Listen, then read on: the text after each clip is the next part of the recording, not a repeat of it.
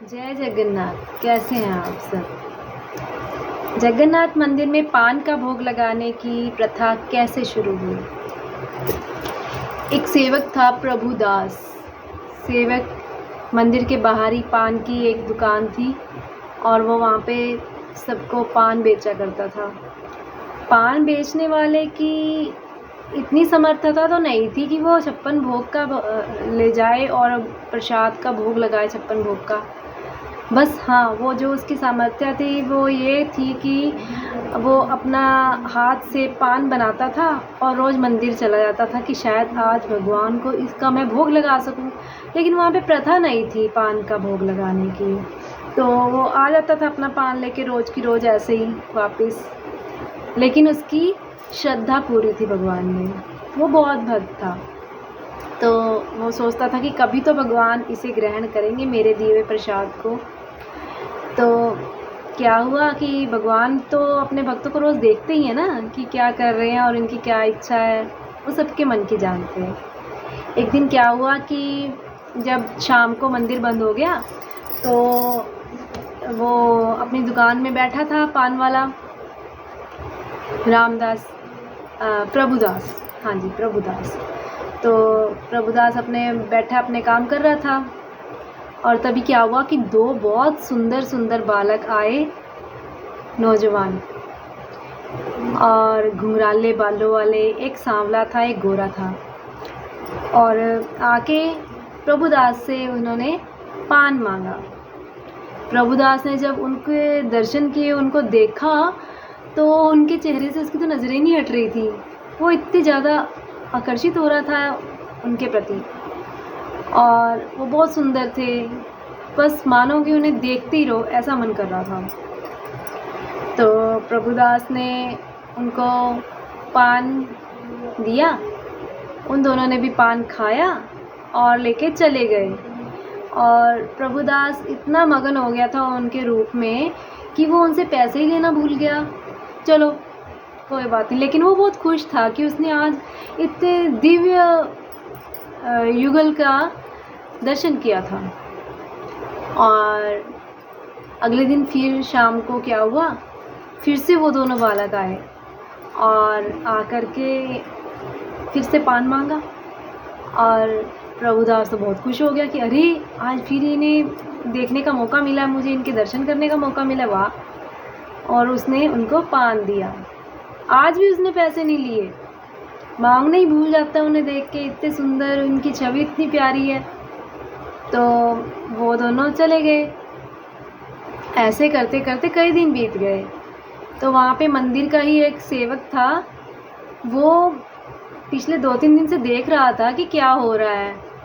और वो ये भी देखता था कि ये दोनों बालक जो हैं वो पान तो खाते हैं, लेकिन प्रभुदास जो है इनसे पैसे नहीं लेता। तो जाके उसने जिक्र किया, पूछा कि क्या तुम इन्हें जानते हो। तो प्रभुदास बोला नहीं, मैं तो इन्हें नहीं जानता हूँ। बोला कि भी तुम इनसे पैसे क्यों नहीं लेते हो, तुम तो इन्हें जानते भी नहीं हो। कहता कि ना बस इन्हें देख के मेरी इतनी खुशी होती है, मेरी आत्मा तृप्त हो जाती है कि मेरा मन ही नहीं करता इनसे पैसे लेने का। मैं तो भूल ही जाता हूँ कि इनसे मैं पान बेचने वाला हूँ और मैं इनसे पैसे लूँ। बस कहते कि ना जो बलराम दास था उसने कहा कि ये कल को आएंगे ना दोनों, तो तू इनसे पैसे लिए। अब अगले दिन फिर आए, तो अब जब वो पान खाने लगे तो प्रभुदास को वही बात याद आई मंदिर के सेवक वाली कि इनसे पैसे लियो। तो उन्होंने सोचा कि हाँ ठीक है, मांगने भी चाहिए मुझे कभी ना कभी पैसे। ऐसे मैं कब तक, मेरे तो दुकानदारी, मैं कब तक ऐसे फ्री में लोगों को बांटता फिरूँगा चीज़ें या कुछ ऐसा भी जो भी हो। मतलब कि उसके दिमाग में ये बात आई कि चलो मैं आज इनसे पैसे मांग लेता हूँ। तो जब उससे पैसे मांगे कि देखो ये पान तो ले रहे हो, लेकिन इनके दाम भी दे के जाओ मुझे।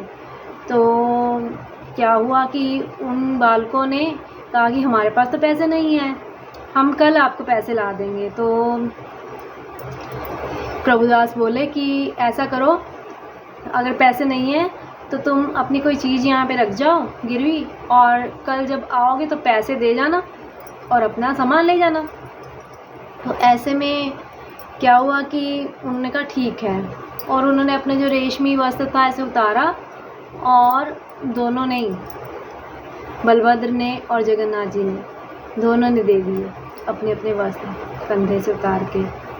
रेशमी वस्त्र उनको छूते ही रामदास की तो आत्मा ही तृप्त हो गई। बस फिर क्या था, वो दोनों भगवान तो थे ही, मंदिर से आए थे वही, पान खा के वापस चले गए अपनी जगह पे और जाके खड़े हो गए वहाँ के जो विग्रह रूप थे उनमें। और अगले दिन जब मंदिर खुला सुबह को, तो वहाँ के पुजारियों ने देखा कि भगवान के वस्त्र तो गायब है, अरे मंदिर में चोरी हो गई, ऐसा सोचा उन्होंने।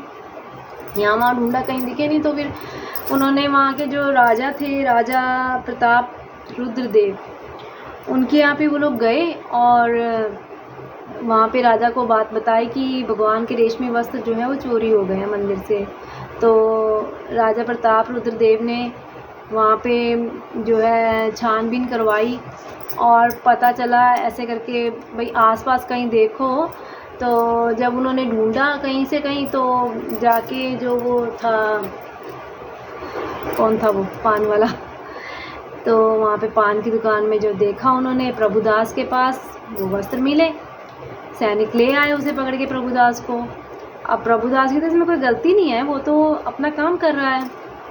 तो प्रभुदास बोला कि ये तो मेरे पान खाया था उन दो युवकों ने, उन्होंने अपने वस्त्र मुझे दिए थे कि हम आज आएंगे अगले दिन और तुमसे पैसे ले जाएंगे, वस्त्र वापस ले जाएंगे और पैसे दे जाएंगे। तो लेकिन क्या हुआ कि अब उसे जेल में डाल दिया प्रभुदास को, क्योंकि कोई उसकी कहानी को मान नहीं रहा था। सब कह रहे थे कि तुमने चोरी की है मंदिर में। अब वो मंदिर में, वहाँ पे जेल में जो है दुखी हो गया और सोचने लगे, भगवान ये क्या हो गया, मैंने कब चोरी की, बताओ, तुम ही मेरी रक्षा करो। ऐसे वो भगवान की शरण में आ गया। अब भगवान को तो अपने भक्त की रक्षा करनी थी ना।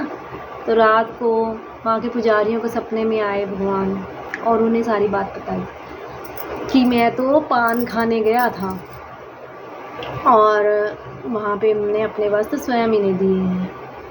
अभी तभी सुबह को जाके उन्होंने, पुजारियों ने राजा जी को बात बताई, ये ऐसे ऐसे करके हमें स्वप्न में भगवान ने दर्शन दिए हैं और ये बात बताई है, तो आप इन्हें छोड़ दो, जो पान वाले हैं उनको। तो फिर राजा जी ने उनको छोड़ दिया और एक प्रथा वहाँ पे चलवा दी। कहने लगे कि जब भगवान स्वयं अपना स्थान छोड़ के पान खाने जा रहे हैं, तो हम क्यों ना उन्हें भोग लगाएं पान का। और तब से यहाँ पे चलन हो गया कि पान का भोग अवश्य लगेगा ही लगेगा।